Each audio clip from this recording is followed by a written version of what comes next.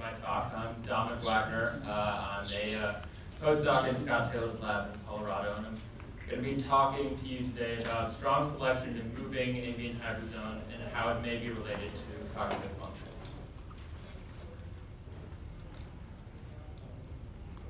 So why are hybrid zones useful? So hybrid zones give us a powerful window into evolutionary and ecological processes.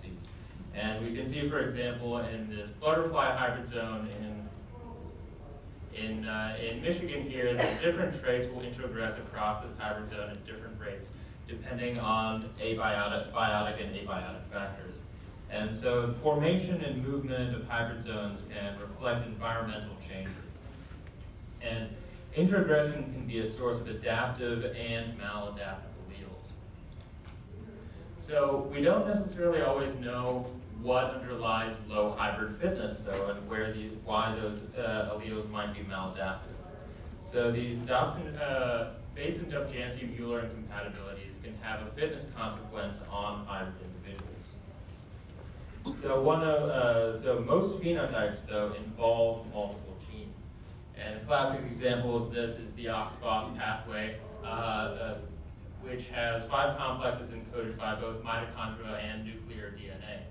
And you can see that 4 out of the 5 complexes are encoded by both. And so you can imagine that individuals in an admixed population with the wrong mitochondria can suffer fitness consequences because of that. So what would be a good system to examine this hybrid fitness and introgression of maladaptive alleles? So we like chickadees because it is a system with a lot of information that's been studied for a really long time, for a while. So just to orient you to the system I'll be talking about today, so we're talking about black-capped chickadees and Carolina chickadees that hybridize in this narrow zone in North America, starting in eastern Pennsylvania. And so this system has been studied at least since 2003. It's been studied for decades. And there has been consistent spatial temporal sampling across this hybrid zone in multiple locations, primarily in eastern Pennsylvania and in Ohio as well. So one of these papers is Taylor et al. 2014, and there they were estimating the movement of the hybrid zone and how it was correlated to climatic change.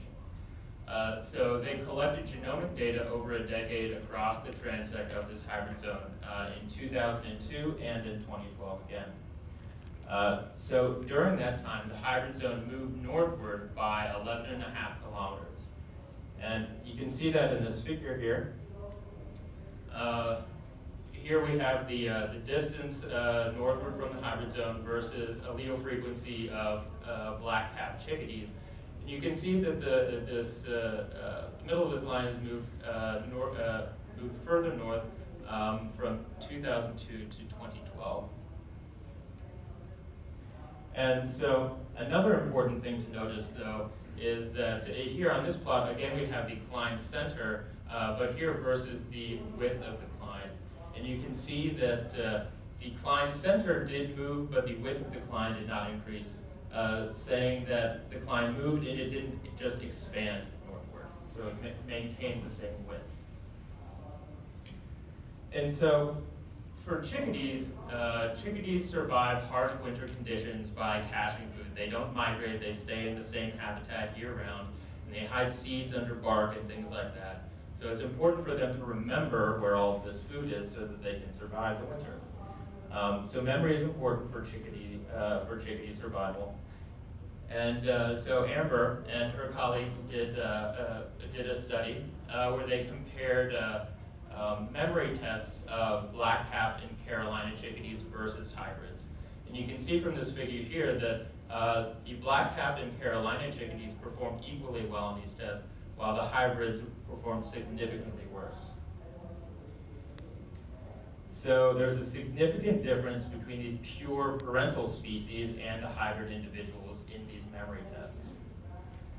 And further, they tested the parental chickadees are also better than hybrids at problem solving. So this is a different test, a problem solving test.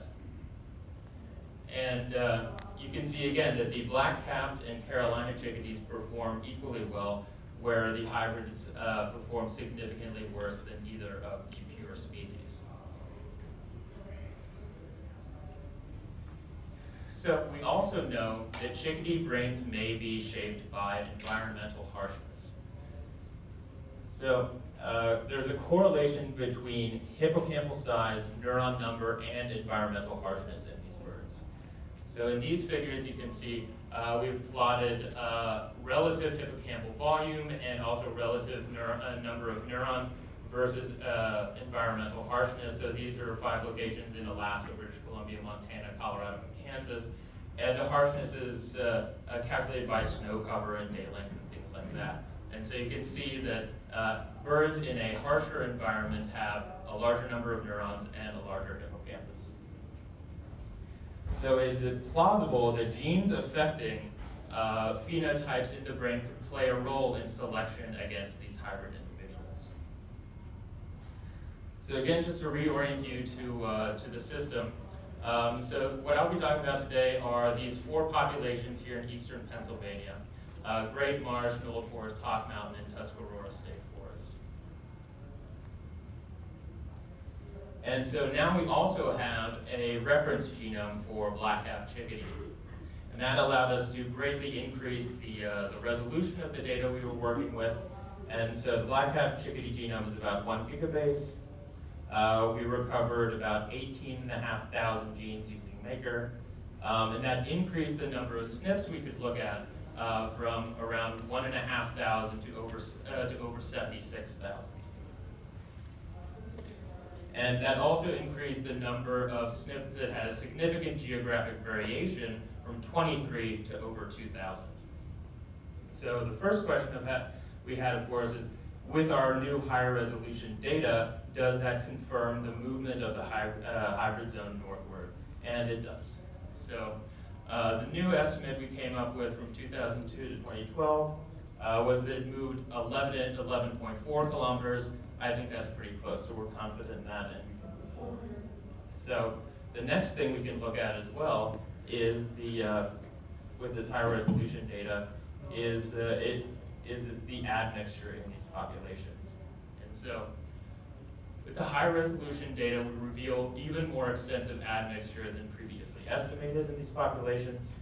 So we use this R package, GG hybrid, and it estimates admixture proportionality similar to structure, but with this analysis, you anchor you assign parental populations which will anchor the data set. So we use Great Marsh as our Carolina chickadee parental species and Tuscarora State Forest as the black-capped parental species. And so the first thing I want you to notice is that in Hawk Mountain here, when we're comparing the original structure analysis to the new hybrid index analysis, you can see that there is it seems to be more sensitive, and we have a larger estimate of admixture in these populations. And the second thing you'll notice is that when going from 2002 to 2012, the hybrid index decreases, meaning that the average hybrid index of these populations become more Carolina-like over time. So now we can also look at individual hybrid indexes and how they become more Carolina-like over time. So just to orient you to this figure, here these blue points are Carolina chickadee parent population, and the red points are our black-capped chickadee parent populations. And you can see here that in Old Forest, most of these individuals are very Carolina-like. You have maybe a hybrid here and some black-capped chickadees here. Hawk Mountain, sort of the opposite. You have maybe one Carolina chickadee here, quite a few hybrids, and the rest are likely black-capped chickadees. And so we can compare this to our 2012 individuals, and you'll notice that there, first of all, these hybrid indices are much more Carolina-like. There are no black-capped chickadees in this population, and a similar trend in Hawk Mountain as well. all of these populations are becoming more Carolina-like, and this, of course, reflects the movement of the hybrid zone northward.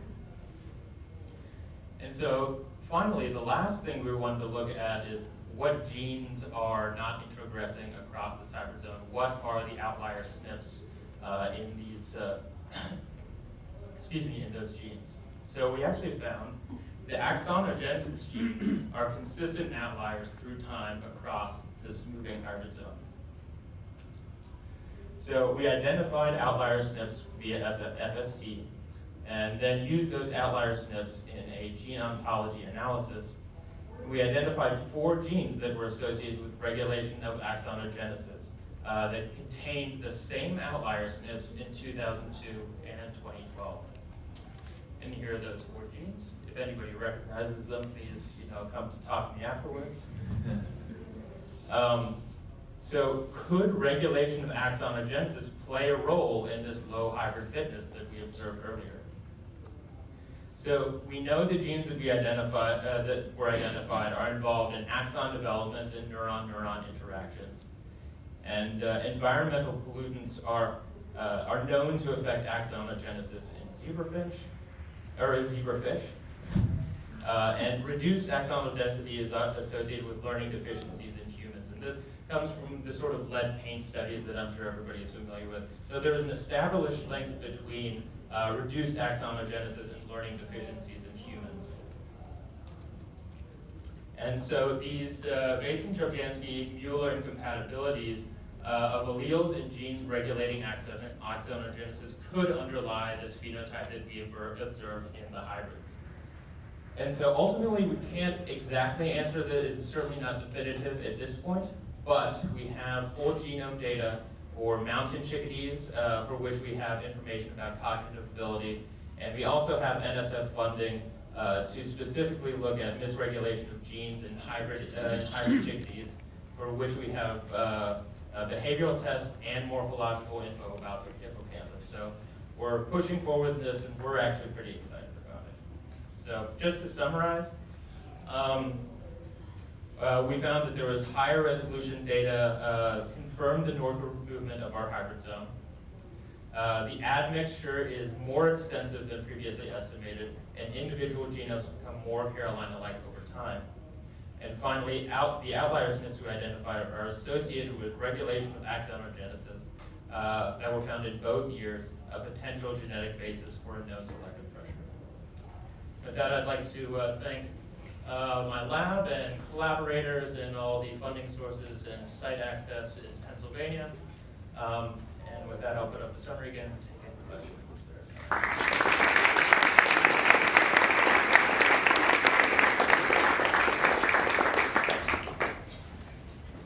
I was wondering, so you have shown that it's moving northward, so that's why they're more Carolina-like. But what about just based on sampling, the randomness, maybe you might sample more Carolina-like hybrids in 2012 versus 2002? So it is, so when you go to these places and sampling year after year, you just don't find black-capped chickadees in those locations anymore. They're just not there. So for example, in Hawk Mountain or in Knoll Forest, there are potentially some hybrids still there, but there do not seem to be any black-capped chickadees. Hi, great talk. When you were assigning your parental populations, was that based on previously known ecological data about the populations? It is, yes. Okay, awesome. Yeah, because when they were sampled there, they only found Carolina chickadees in that location and only